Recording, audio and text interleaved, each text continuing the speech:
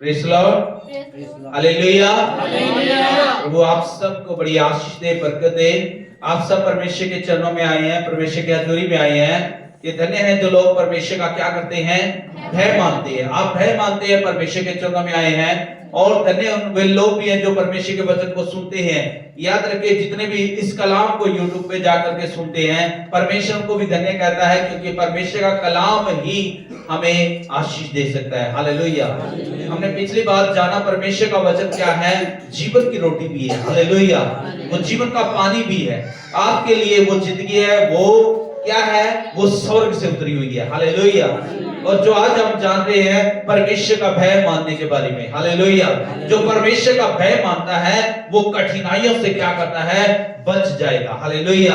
आज याद रखिए, संसार के अंदर क्या है, कठिनाइयां हैं। संसार के अंदर क्या है, बहुत सारे दुख है। संसार के अंदर बहुत सारे क्लेश हैं, बहुत सारी परेशानियां हैं, जो कि हम परमेश्वर का वचन देख रहे हैं। सुबोपदेश की किताब 7 अध्याय 7 का जो 16 से 19 तक हमें परमेश्वर का वचन मिलता है। वो परमेश्वर का वचन हमें बताता है, परमेश्वर का वचन कहता है क्या ना करना है। आज बहुत सारे लोग अपने आप को बुद्धिमान बना लेते हैं या अपने आप को वो मूर्ख बना लेते हैं। हालेलुया। लेकिन परमेश्वर का वचन कहता है, परमेश्वर का वचन ही हमें शिक्षा देता है। परमेश्वर का वचन का क्या करें, हम अगर भय मानेंगे, अगर परमेश्वर का वचन को मानना शुरू कर देंगे, तो याद रखिए वो वचन क्या करेगा, हमारी लाइफ को बदल देगा। हालेलुया। वो हमारे घराने को बदल देगा, हमारी फैमिली को बदल देगा, हमारी आशीषों को, याद रखिए, जो श्राप थे श्रापों को भी क्या कर देगा, आशीषों में बदल देगा। हालेलुया। वो दुखों को परमेश्वर बदल देगा, सुखों में बदल देगा। हालेलुया। वो कठिनाइयों को दूर करना चाहता है, वो परेशानियों को दूर करना चाहता है, वो परमेश्वर का वचन। हालेलुया। आज आपको परमेश्वर का वचन बताता है कि ये लोग कठिनाइयों में क्यों हैं, ये लोग परेशानियों में क्यों हैं, ये लोग दुखों में क्यों हैं। ये लोग इसलिए दुखी हैं, इसलिए परेशान हैं, क्योंकि परमेश्वर का भय नहीं है। हालेलुया। याद रखिए, ये सुलेमान ने यीशु मसीह के आने से पहले, बहुत सालों पहले, याद रखिए, परमेश्वर के दास ने, सुलेमान ने, जो परमेश्वर के करीब था, परमेश्वर से बुद्धि मांगी, उसी ने ये 935 सालों पहले यीशु मसीह से आने से पहले ये किताब को लिख दिया था। हालेलुया। याद रखिए, ये किताबें परमेश्वर के वचन, परमेश्वर की बातें, ये परमेश्वर का चुना हुआ था। याद रखिए। हालेलुया। सुलेमान की ये किताब है, सुबोपदेश की किताब। इस किताब में बहुत ज्यादा जोर दिया गया है कि इंसान क्या करे, परमेश्वर का भय माने। आज आपने अपनी नौकरी पर किसी अफसर का डर होगा, अफसर का भय होगा, हाजिरी कटने का भय होगा, तनख्वाह कटने का भय होगा। लेकिन याद रखिए, सबसे बढ़कर के क्या किया गया है, सुलेमान ने, जो एक राजा है, जो उसके जैसा इस धरती पर कोई भी राजा नहीं हुआ, उसके समान। हालेलुया।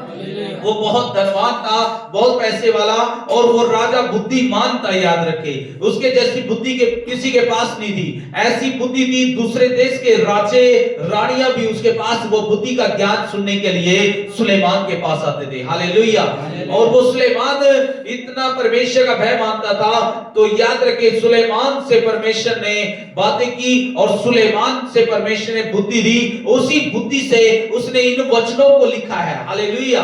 3000 से भी ज्यादा उसने परमेश्वर के वचनों को लिखा है, और वो कई किताबों को सुलेमान ने लिखा। हालेलुया। नीति वचन को भी सुलेमान ने लिखा। हालेलुया। श्रेष्ठ गीत है। याद रखे, परमेश्वर के दास ने जब परमेश्वर का भय माना, उसने देखा, मैंने संसार में सब कुछ हासिल करके देखा, सब कुछ क्या है, व्यर्थ है। सब कुछ क्या है, इस किताब में बताता है, वो बेकार है। सब कुछ क्या है, एक कूड़ा के समान है, एक जो डस्टबिन में डाल दिया जाता है। ये सब कुछ क्या है, संसार की बातें हवा के समान है। ये सब कुछ क्या है, व्यर्थ है। इसने जाना कि परमेश्वर का भय मानना ही हमारे लिए फायदेमंद है। हालेलुया। इंसान का कर्तव्य क्या है, परमेश्वर का भय मानना। अभी यहाँ पे बता रहा है बुद्धि के बारे में और मूर्ख के बारे में। याद रखिए, परमेश्वर बता रहा है, क्या कहता है, 16 से हम 19 तक हम देखेंगे। 7 का सुबोपदेश की किताब 7 अध्याय 7 का 16 से 19 तक जब पता लगता है परमेश्वर का वचन क्या कहता है, अपने को बहुत धर्मी न बना, अपने आप को क्या ना कर, बहुत धर्मी ना बना। आज संसार के अंदर देखा जाता है, पहली बात परमेश्वर कहता है अपने आप को क्या ना बना, अपने आप को ज्यादा बुद्धिमान ना बना। बहुत सारे लोग सोचते हैं मेरे जैसा बुद्धिमान कोई भी नहीं है, मेरे जैसा ज्ञानवान कोई भी नहीं है, जैसी बुद्धि मेरे पास है वैसी बुद्धि किसी के पास भी नहीं है। वो बुद्धि के कारण अपनी क्या कर रहा है, मृत्यु के करीब जा रहा है। हालेलुया, मृत्यु के नजदीक जा रहा है। अगला वचन क्या कहता है, और न अपने को अधिक बुद्धिमान बना, तू क्यों अपने ही को नाश का कारण हो। क्यों अपने आप को क्या कर, नाश का कारण बना रहा है। क्या कर रहा है, ज्यादा ज्ञान के कारण, ज्ञान से घमंड उत्पन्न हो जाता है, घमंडी से परमेश्वर क्या करता है, नफरत करता है। हालेलुया, जिसके अंदर ज्यादा बुद्धि आ गई, जिसके ज्यादा ज्ञान आ गया, वो अपने आप को फूल बैठता है। याद रखिए, शैतान ने भी बहुत सोचा कि मेरे जैसा अब कोई भी स्वर्ग में नहीं है ज्ञानवान, मेरे पास ही वो बुद्धि है, मेरे पास ही वो साजबाज है, मैं परमेश्वर से ऊंचा सिंहासन बना सकता हूं। तो याद रखिए, वो स्वर्ग से गिरा दिया गया। हालेलुया, याद रखिए, परमेश्वर कहता है ज्यादा अपने आप को क्या ना बना, बुद्धिमान भी ना बना। हालेलुया, क्या कहता है, अत्यंत दुष्ट भी न बन। क्या कहता है, अत्यंत दुष्ट भी ना बन। क्यों, क्योंकि इससे क्या होता है, मूर्ख और न मूर्ख हो, तू क्यों अपने समय से पहले मरे। इससे परमेश्वर कहता है अपने आप को ज्ञानवान ना बना, अपने आप को मूर्ख भी ना बना, अत्यंत मूर्ख भी ना बना। क्यों, अपने आप को क्या कर रहा है, समय से पहले नष्ट कर रहा है। अपने ज्ञान के कारण सोचता है मैं पकड़ लूंगा। ये सब चीजों को किसके समान पकड़ना है, एक हवा को बताया गया, हवा को कोई पकड़ नहीं सकता। इसी रीति से आज संसार में कुछ भी इंसान पकड़ नहीं सकता, सब कुछ यहाँ पे छोड़ करके चला जाता है। हालेलुया, इसलिए अपने आप को बुद्धिमान भी ना बना, अपने आप को ज्यादा ज्ञानवान भी ना बना। हालेलुया, लिखा है अत्यंत मूर्ख भी ना बना। जब भी मूर्ख भी ना बन, बल्कि क्या करना चाहिए इंसान ने, परमेश्वर का वचन कहता है क्या करना चाहिए, बुद्धि से सोचता है परमेश्वर से मांगे, ज्ञान परमेश्वर से मांगे, बुद्धि परमेश्वर से मांगे। हालेलुया, क्योंकि अपने आप को वो सोचते हैं कि मेरे जैसा कोई नहीं है। वो सोचता है मैंने अपने परिवार का प्रबंध करना है, कामकाज करना है, नौकरी करनी है, पैसा कमाना है, लेकिन याद रखिए वो अपने आप को क्या बना रहा है, बुद्धिमान बना रहा है।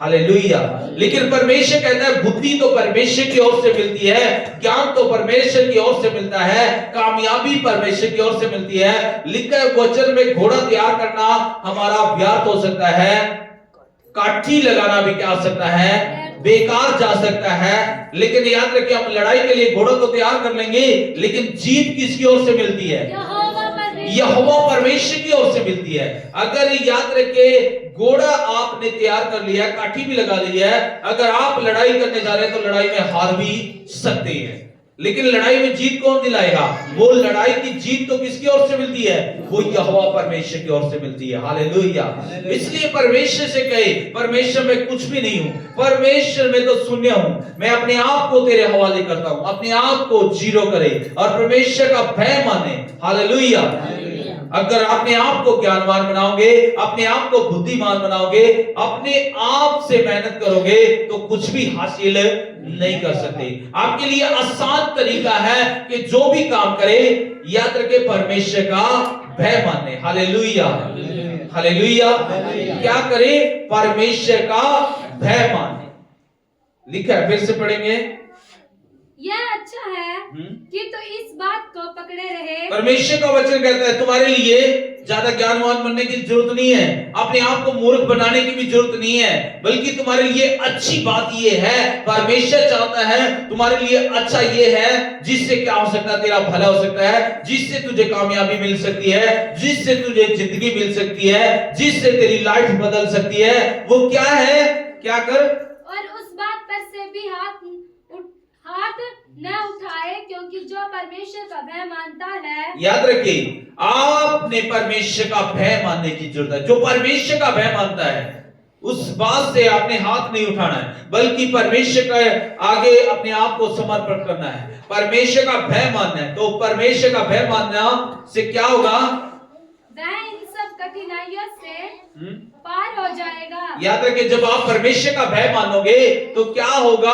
परमेश्वर का भय मानने से आप इन दुखों में जो जी रहे हो, इन तकलीफों में जो आप जी रहे हो, इन परेशानियों में जो जी रहे हो, संसार के अंदर तुम्हें बहुत सारे क्लेश हैं, संसार के अंदर तुम्हें बहुत सारे दुख हैं, संसार के अंदर बहुत सारी परेशानियां हैं, लेकिन जो परमेश्वर का भय मानता है, बाइबल बताती है, स्वोपदेश की किताब बता रही है, वो सुलेमान बता रहा है कि तुम इन सब कठिनाइयों से क्या हो जाओगे? पार हो जाओगे। अगर आप अपने दुखों से पार होना है, अगर बीमारियों से पार होना है, इन समस्याओं से पार होना है, तकलीफों से पार होना है, तो क्या करना पड़ेगा?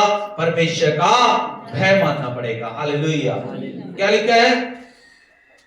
वह इन सब कठिनाई से पार हो जाएगा।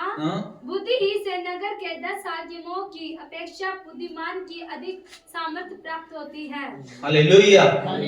याद रखे, 10 नगर की रक्षा करने वाले खड़े कर ले, लेकिन जो परमेश्वर की ओर से बुद्धि मिलेगी तो उस बुद्धि से ही आप अपने घराने को बचा सकते हो, अपने परिवार को बचा सकते हो, अपनी फैमिली को सुधार सकते हो, अपने बच्चों को सुधार सकते हो, अपनी पत्नी, भली पत्नी, बाइबल में लिखा है, अपने पति को बचा सकती है। हालेलुया। अगर भला आदमी है तो वो अपनी पत्नी को बचा सकता है। आपके हाथ में है, अगर आप परमेश्वर से बुद्धि मांगे कि परमेश्वर मुझे तरीका बता, तो परमेश्वर का भय माने और परमेश्वर के चरणों में आए तो परमेश्वर सिखाएगा। बाइबल कहती है, परमेश्वर का जब आप भय मानोगे तो सब कठिनाइयों से क्या हो जाओगे? पार हो जाओगे। आमीन।